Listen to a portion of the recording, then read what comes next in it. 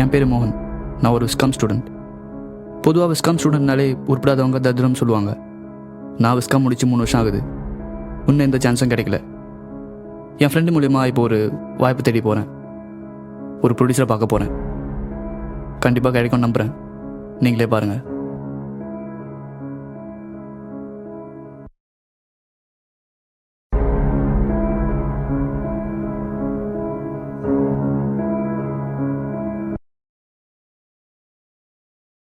வாப்பா. மகேஷ் அம்சாலா? ஆமாம்மா. உட்கார்.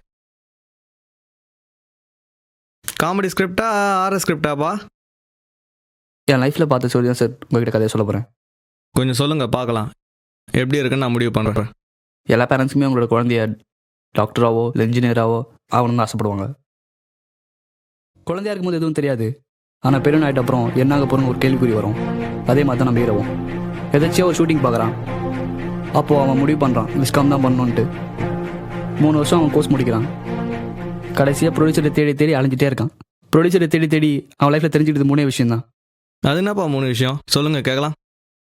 இதுக்கு முன்னாடி ஷார்ட் ஃபிலிம் என்ன பண்ணியிருக்கீங்களா? ஏதாச்சும் படத்தில் ஒர்க் பண்ணியிருக்கியா? சரி, உன் கதை நல்லா இருக்கு.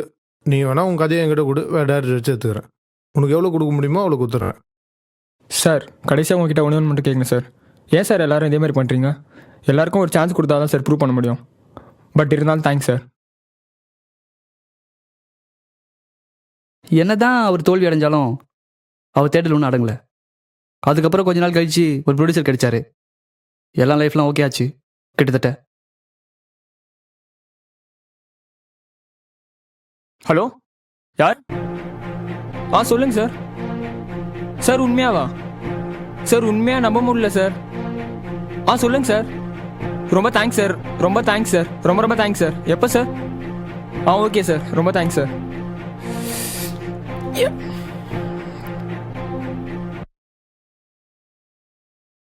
7 மணிக்கு அப்பாயின்மெண்ட் சொல்லியிருக்காங்கடா. ரொம்ப சந்தோஷமாக இருக்கு. பசங்கிட்ட எல்லாருக்கும் சொல்லிடுறா. ஓகேவா? மச்சான் அப்படியே வெயிட் பண்ணுறா. செகண்ட் கால் வருது. நீ அப்படியே கட் பண்ணிக்கோ. நான் அப்பா பேசுகிறேன். ஹலோ சார், சொல்லுங்கள் சார். சொல்லுங்கள் சார். என்ன சார் சொல்கிறீங்க? ஏன் சார்? இந்த ஒரு வாட்டி மட்டும் சார். Okay sir.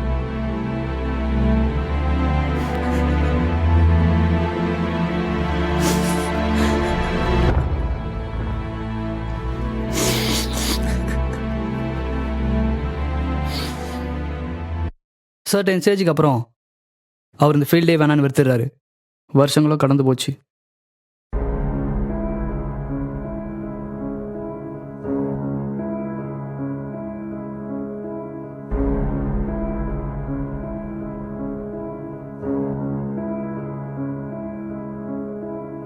ஏங்க விடுங்க, என்ன சின்ன குழந்தை மாதிரி இன்னும் அழுதுகிட்டே இருக்கீங்க.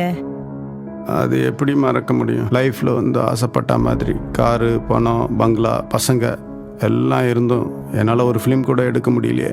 மனசில் ஒரு ஏக்கம் இருந்துக்கிட்டே இருக்கு. நம்ம பையனை விஸ்காம் தான் எடுத்திருக்கான், ஆர்வமே காட்ட மாட்டேன்றானே. சரி விடுங்க, ஏன் பழசெல்லாம் பேசிட்டு இருக்கீங்க? வேணாம்மா, பெற்றவங்க ஆசை பசங்க மேலே திணிக்க வேணாம். அவனா புரிஞ்சுப்பான், விடு. கடைசியாக அவர் கஷ்டத்தை பார்த்து அவன் விஸ்காமில் இன்ட்ரெஸ்ட் காமிக்கிறான்.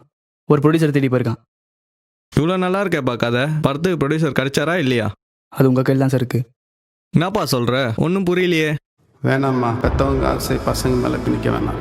அவனா புரிஞ்சுப்பான், விடு.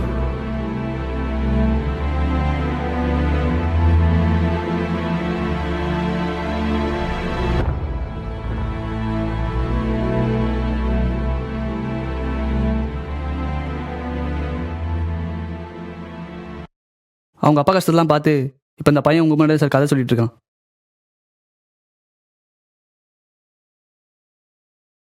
படம் எப்போ ஸ்டார்ட் பண்ணலாம்ப்பா?